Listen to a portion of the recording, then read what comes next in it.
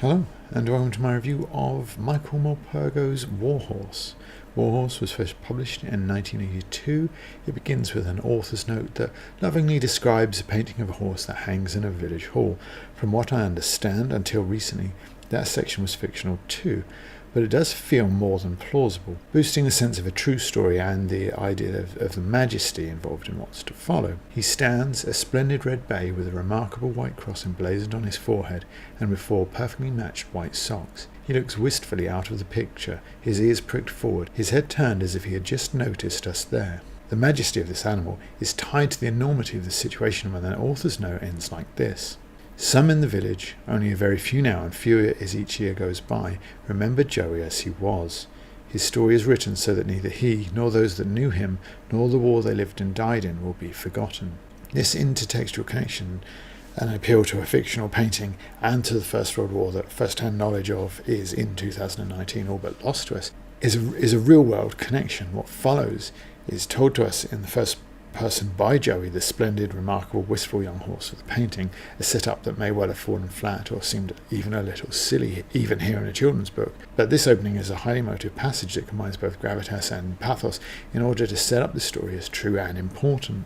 Warhorse starts properly then, with Joey bought and abused by a drunk farmer, but rescued by the farmer's son Arthur. Joey learns to plough and work the farm with an older horse called Zoe. The First World War starts and the army are in town recruiting men and buying up horses at the same time.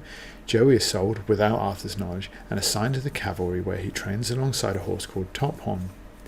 There's a touch of rivalry between the two, but also a friendship which is pretty well executed. The two horses also discuss their riders, and at the first battle the carnage is also quite well represented. The first shells fell amongst us and the machine guns opened up. The bedlam of battle had begun. All around me the men cried and fell to the ground, and horses reared and screamed in agony of fear and pain. The ground erupted on either side of me, throwing horses and riders clear into the air. The shells whined and roared overhead, and every explosion seemed like an earthquake to us. The most striking part of this, I think, is the alliterative "The bedlam of battle has begun," rather reminiscent of Wilfred Owen's Anthem for a Doomed Youth, where the line "the stuttering rifle's rapid rattle" is achieving a similar effect of trying to use both alliteration and that, I guess, onomatopoeia, where the words sound like the thing they're defining, to recreate the sounds of the battle while describing it. The rest is marked by duality as well. You can see the first shells fell amongst us and the machine guns opened up. The ground erupted, throwing horses and riders into the air. Each sentence has 2 things occurring, but throughout there's a further level: cried and fell, reared and screamed, fear and pain, horses and riders whined and roared. It creates a sense of meter, a pulse, that makes the bedlam sentence stand out further by being the one sentence that eschews it. You can also see that it's sort of creating that sense of excitement and pace, but it's not doing it by using sort of fragments of sentences like you quite often see. For a book that could be described by some as a talking horse novel aimed at children, I really like this. There's no sense of dumbing down or disrespecting the young readership. Obviously it is fairly sanitised, there's no real blood or gore, which I'm sure quite a few people would probably have liked anyway, but it's still effective regardless. Joey and Tophorn and their riders are the only British soldiers to reach the German lines, where they are captured and the horses are put to work pulling an ambulance cart. When they are not working for the Germans, they're cared for by a French family consisting of a young girl called Emily and her grandfather. Emily loves the horses and can't do enough for them. The bond they make with her is as strong as the one between them, and also between Joey and Arthur. As the war gets harder, the Germans use Joey and Tophorn to transport artillery pieces and ammunition to the front. Much harder work, and with less care coming away, both horses' health begins to flag. After an engagement, Joey is separated from the Germans, and after a night of terror caught in the middle of both lines, he's discovered stuck in no man's land with both sides trying to goad him to their lines. It's a moment of levity that sharply contrasts to what's preceded it. Joey's fruitless walks back and forth between the 2 trenches he can't quite reach because of the barbed wire mirrors the pointlessness of the soldier's own exertions. And Morpurgo makes the anti-war commentary even more explicit when a British soldier and a German come out to claim the horse. "We could have settled this peaceful like, the war I mean, and I'd be back in my valley and you'd be back in yours. Still, not your fault I don't suppose, nor mine neither."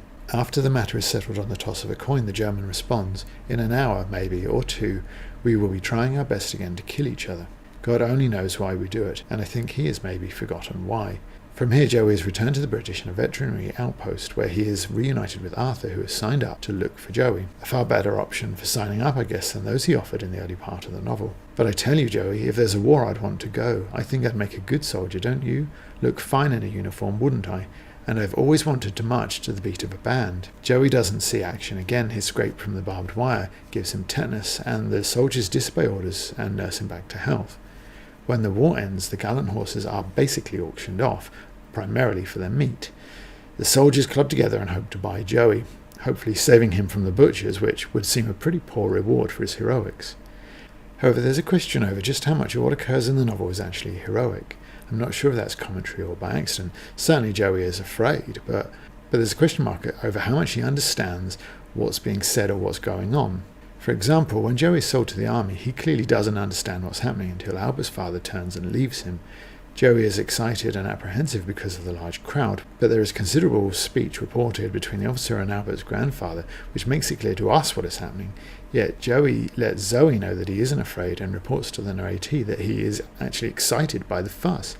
He only reacts to his cell when Albert's father leaves him behind. He also repeats the German speech in the exact same way as he does the English and the French, with Emily's grandfather wondering how much to understand when he asks them to pray for the girl. Yes, this is all in keeping with the animal's point of view, I guess, but it's interesting throughout. For the most part as well, it helps Warhorse hit all the right emotional beats. The scene where Emily is taken sick and her grandfather implores the horses to pray to their horse god is probably the only scene that I think fails to hit that note, with Emily at death's door and then immediately well again the next page.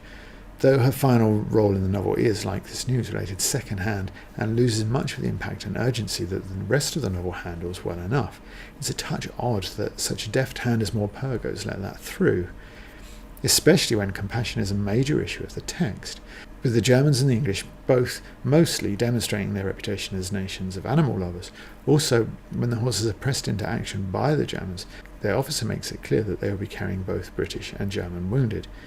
There are men, brave men, German and English, lying out there on stretchers in the trenches, and not enough transport to bring them back to the hospital here. I think part of this is authorial cynicism. Morpurgo makes it clear so that nobody reading could think that the horses are doing anything unpatriotic or traitorous by helping the Germans. But it, along with the scene where the German and the Welshman debate Joey's ownership, established the soldiery on both sides as honourable and put in a difficult situation by others. As Friedrich suggests, it's the others that are mad. They fight a war and they don't know what for. Isn't that crazy? Yet Friedrich himself is a former butcher now employed to care for the horses. No doubt commentary that if a butcher can be compassionate about what used to be meat, and a German can care for the British wounded, why on earth is anybody fighting? One might extend the accusation of authorial cynicism a touch further to Joey himself. Like all of those people writing books about little girls who do so knowing that it's easier to make people care about a little girl than a little boy, it's also easier to care more about an animal, especially a pet animal, than a person. We have a far stronger connection with Joey than with any of the soldiers, and Morpurgo can tell both sides of the story. If it was Albert helping the Germans move their artillery, it doesn't take a huge imagination to see that it'd have quite a different reaction.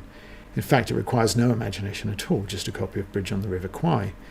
And of course the anthropomorphism is extended, then made explicit later in the novel, with the theme of mutual respect at the forefront.